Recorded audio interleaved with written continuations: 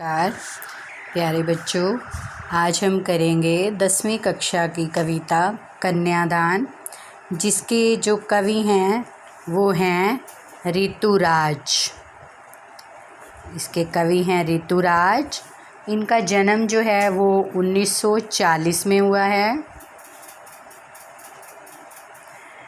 और जो इनका जन्म स्थान है वो राजस्थान। इनका जन्म हुआ है राजस्थान के अंदर। और जो ऋतुराज थे उन्होंने जयपुर विश्वविद्यालय जो है राजस्थान में, जयपुर विश्वविद्यालय में अंग्रेजी में एमए की परीक्षा उत्तीर्ण की और उन्होंने 40 साल तक अध्यापन का कार्य किया।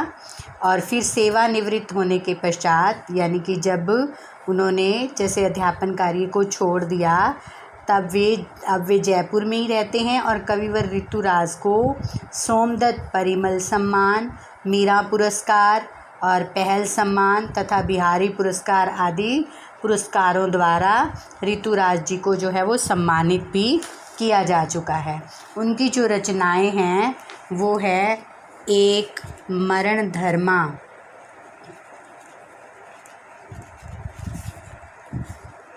अन्य और अन्य, एक मरण धर्मा और अन्य, पुल और पानी, पुल और पानी, और फिर है सूरत निरत,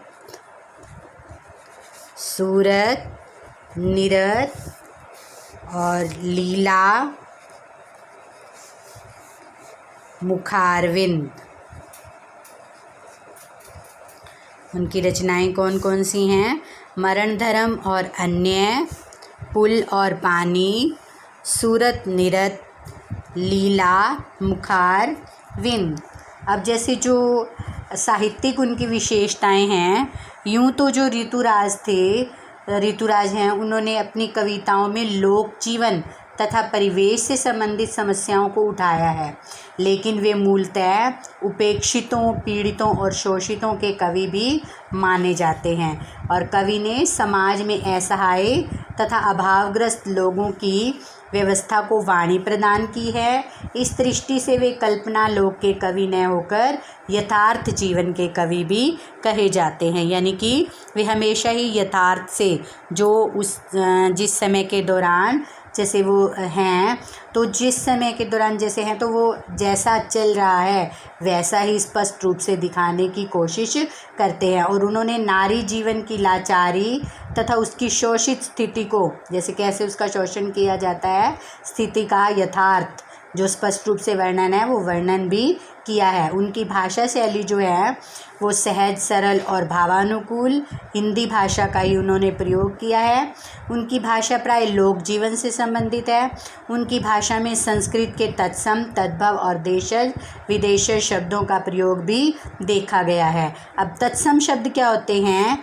तत्सम शब्द जो हैं वो जैसे जो संस्कृत के शब्द जो ज्यों के त्यों भाषा के अंदर अपना लिए जाते हैं वो तत्सम शब्द होते हैं, और जिनका हिंदी रूपांतरण करके उनको हिंदी के अंदर जो है अपना लिया जाता है वो तद्भव शब्द होते हैं।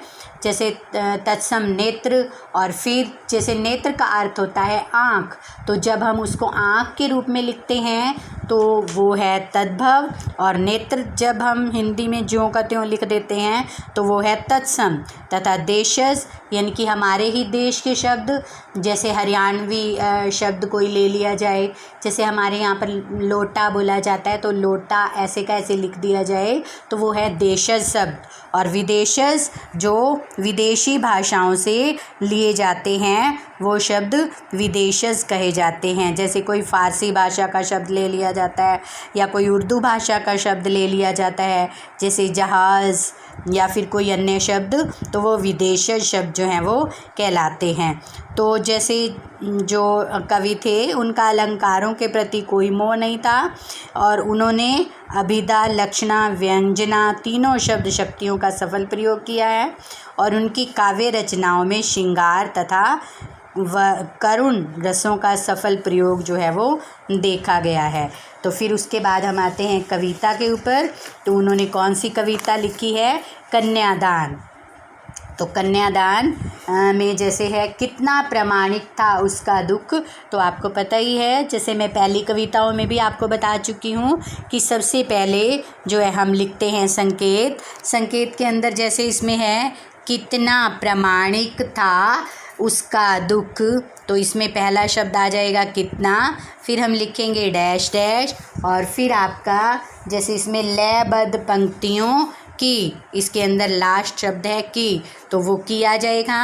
और फिर जैसे हम प्रसंग करते हैं तो प्रसंग के अंदर जैसे क्या लिखते हैं? पुस्तक का नाम, और फिर उसके बाद लिखते हैं जैसे कवि का नाम,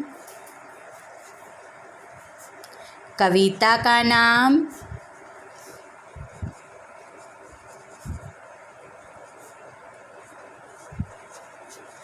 और मुख्य भाव क्या है? मुख्य भाव। ये जो चीज़ें हैं ये हम प्रसंग के अंदर लिखते हैं। जैसे हमारी ये जो कविता है तो हमारी हिंदी की पाठ्य पुस्तक क्षितिज के पद्य भाग से ली गई हैं। और कौन सी कविता है? इसकी कविता कन्यादान, और कवि का नाम क्या है? ऋतुराज। और इसके अंदर जैसे क्या बताया गया है मुख्य रूप से कि लड़की का जब विवाह होता है तो कैसी तामझाम और कैसी वो कल्पना करती है सुखों की, और उसकी माता का दुख कैसा होता है, उन सब का वर्णन जो है वो इसके अंदर किया गया है। सरलार्थ। सरलार्थ का अर्थ क्या होता है? इसके बाद आता है सरलार्थ। तो सरलार्थ का अर्थ क्या होता है? सरल अर्थ, यानी कि किसी भी चीज़ को सरल अर्थ के अंदर, जो हमारी सहज भाषा है उसके अंदर बताना। भाव का मतलब क्या होता है कि बिल्कुल संपूर्ण रूप से इसका क्या भाव है, कविता में कवि क्या कहना चाहता है, भाव क्या है, और कविता के अंदर कवि क्या कहना चाहता है, वो सब कुछ स्पष्ट रूप से बताना, वो भावार्थ कहलाता है। तो अब है हमारी कविता कौन सी? कन्यादान। तो कन्यादान के अंदर क्या है? कितना प्रामाणिक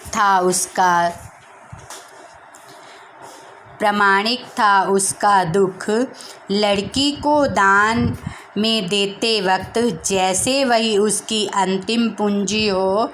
लड़की अभी सयानी नहीं थी। तो इसमें एक माता जो है उसका वर्णन किया गया है कि माता जब अपनी बेटी का कन्यादान करती है, यानी कि जब उसका विवाह करती है, तो उसके अंदर क्या क्या, जैसे उसके मन के अंदर क्या होता है, तो वही सब कुछ इसके अंदर वर्णन जो है वो किया गया है। तो कितना प्रामाणिक था, तो इसमें क्या कहता है कवि कि कन्यादान करते समय माँ का वास्तविक दुख जो था उसको दर्शाया गया है, और लड़की को दान देते वक्त, यानी कि जब वो लड़की का दान कर रही थी, यानी कि जब वो उसको विदा कर रही थी, वह सचमुच बड़ी दुखी थी, क्योंकि कन्या ही जैसे वही उसकी अंतिम पूंजी हो, क्योंकि उसको ऐसा लग रहा था कि वही उसकी एकमात्र पूंजी थी। और फिर क्या कहती है कि लड़की अभी सयानी नहीं थी। फिर जो माता है वो कहती है कि आज उस लड़की का दान करना उसको पड़ रहा था जो अभी भोली भाली थी, अभी जो इतनी सयानी भी नहीं थी, अभी इतनी भोली सरल थी, अभी तो वह बहुत भोली भाली और सरल थी। उसको दुनिया का कुछ भी नहीं पता था कि उसे सुख का आभास तो होता था। जैसे इसमें फिर वो क्या कहती है कि जैसे जो ये संसार है, जैसे उसने इस संसार के व्यवहार को, कौन से व्यवहार को, स्वार्थी व्यवहार को अभी देखा ही नहीं था, उसको सुख का तो आभास था, यानी कि जो सुखों का उसने ज्ञान थोड़ा थोड़ा जो है वो लिया था विवाह के बाद, जैसे थोड़े थोड़े सुख का ज्ञान तो उसको था, लेकिन जो दुख होते हैं उसको वह अभी नहीं जान पाई थी। लेकिन दुख बाँचना उसको नहीं आता था, बाँचना मतलब पढ़ना, यानी कि उसको दुखों का अभी नहीं पता था, वो दुखों से अपरिचित थी। पाठिका थी वह धुंधले प्रकाश की, कुछ तुर्कों और कुछ लयबद्ध पंक्तियों की। फिर इसमें कवि क्या कहता है कि जैसे जो लड़की थी वह तुकों और लय से बंधी हुई काव्य पंक्तियों को पढ़ना तो जानती थी, लेकिन पूरी लयबद्ध पंक्तियों में पढ़ना नहीं जानती थी। यानी कि उसको वैवाहिक जीवन का थोड़ा बहुत आशय तो पता था, थोड़ा बहुत तो पता था, लेकिन वो अच्छी तरह क्या होता है, यानी कि क्या दुख तकलीफ़ें आ सकती हैं, क्या क्या होता है, वो इन सब चीज़ों को नहीं जानती थी। वह केवल काल्पनिक सुखों में ही जा रही थी। तो इसके अंदर क्या कहता है कि जैसे यहाँ पर कवि क्या कहना चाहता है कि नारी जीवन के यथार्थ की जो संवेदनशीलता है उसका यहाँ पर उसने वर्णन किया है, और नारी का सारा जीवन जो है वो परंपरागत जीवन जो है वो बंधनों में कैसे जकड़ा रहता है उसका भी इस कविता के अंदर जो है वो वर्णन किया है। और एक माँ को किस तरह से अपनी, जैसे जब उसकी बिटिया की शादी होती है तो कैसे वो कन्यादान देती है और कैसे फिर वो अंदर से दुखी हो जाती है, वो उसका भी यहाँ पर आभास जो है वो कराया गया है। माँ ने कहा पानी में झाँक कर, फिर इसके अंदर क्या दिखाया गया है कि जैसे माँ जो है वो अपनी बच्ची को किस तरह से जो है वो समझाती है। क्या कहती है कि माँ ने कहा पानी में झाँक कर अपने चेहरे पर मत रीझना, आग रोटियां सेकने के लिए है, जलने के लिए नहीं। वस्त्र और आभूषण शाब्दिक भ्रमों की तरह बंधन है स्त्री जीवन के। माँ ने कहा लड़की होना, पर लड़की जैसी दिखाई मत देना। अब इसके अंदर कवि क्या कहता है कि एक माँ अपनी बच्ची को क्या समझा रही है कि बेटी तुम अपने परिवार के अंदर जैसे अपने शरीर, जैसे जो तुम्हारे शरीर की सुंदरता है, तो जैसे तुम उसको सुंदरता को देखकर अपने आप के ऊपर हमेशा ही रीझती मत रहना, अपने आप के ऊपर हमेशा ही प्रसन्न मत रहना। यानी कि जैसे जो तुम्हारी, इसमें क्या भाव है कहने का कि जो ससुराल पक्ष के लोग हैं वो तुम्हारी सुंदरता की सराहना करेंगे तो उनकी बातें सुन करके तुम खुश मत होती रहना। और फिर क्या कर, अन्यथा ये प्रशंसा जो है वो तुम्हारे बंधनों का कारण बन जाएगी, तुम्हारे बंधन का कारण बन जाएगी। फिर क्या कहती है, आग रोटियां सेकने के लिए है, जलने के लिए नहीं। फिर वो अपनी बेटी को क्या समझाती है कि ये बेटी तुम आग से बचकर रहना, ये आग रोटियां पकाने के लिए है, जलकर मरने के लिए नहीं है। यानी कि तुम कभी भी ऐसे प्रयास मत करना कि जिससे तुम्हें जो है वो जलना पड़े। दूसरी ओर वो क्या इशारा करती है कि कई बार जैसे दहेज के लिए कन्याओं को प्रताड़ित किया जाता है, उनको जैसे आग में जलाकर मार दिया जाता है, तो उन सब चीज़ों से भी उसको आगाह कर रही है कि तुम जो है उन सब चीज़ों से बचकर रहना। फिर क्या कहती है, वस्त्र और आभूषण शाब्दिक भ्रमों की तरह बंधन है स्त्री जीवन के। फिर जैसे उसकी माँ क्या कहती है कि तुझे ससुराल में जो वस्त्र और गहने मिलेंगे और उनके धोखे में तुम कभी भी मत रहना, क्योंकि ये जो गहने हैं वो घर गृहस्थी में बांध देते हैं, और लड़कियाँ जो है वो ससुराल में सुंदर कपड़ों और गहनों की जो है वो उसकी बेड़ियाँ होती हैं। घर के लोग फिर उससे क्या करवाते हैं, नौकरों की तरह कार्य जो है वो करवाते हैं। फिर माँ ने कहा लड़की होना, पर लड़की जैसी दिखाई मत देना। फिर अंत में वो अपनी बेटी को क्या सलाह देती है कि तू हमेशा ही भोली भाली और निश्चल मत बनी रहना। लोक व्यवहार से हमेशा लोक व्यवहार जैसे करते हैं जैसे तो उनकी तरह ही तुम व्यवहार करना। और जैसे ससुराल के लोग तुम्हें, नहीं तो जो ससुराल के लोग होते हैं वो भोली भाली समझकर तुम्हारा शोषण जो है वो करते रहेंगे। तो इसके अंदर कवि क्या संवेदना व्यक्त करते हुए क्या स्पष्ट करता है कि सौंदर्य आभूषण आदि जो हैं वो नारी के लिए बंधन मात्र हैं और वो कुछ भी नहीं है। और इसके अंदर भी सरल और सहज तरीके से जो है कवि ने हिंदी भाषा का ही प्रयोग किया है। और जैसे इसके अंदर पानी में झांकना, रोटियां सेकना, लड़की होना, ये सांकेतिक शब्द प्रयोग करके जो है वो एक सांकेतिक शब्दों का प्रयोग कर रहा है और सांकेतिक शब्दों का प्रयोग करके वो अपनी भाषा को जो है वो कैसा बना रहा है, प्रभावशाली बना रहा है। उसकी जो भावात्मक शैली है उसके अंदर उसने मुक्त छंदों का प्रयोग किया है। और जैसे इसमें संपूर्ण जो पद्य है उसके अंदर उत्प्रेक्षा अलंकार का मिश्रण जो है वो देखा गया है। तो इस कविता को आप अच्छे से कीजिएगा।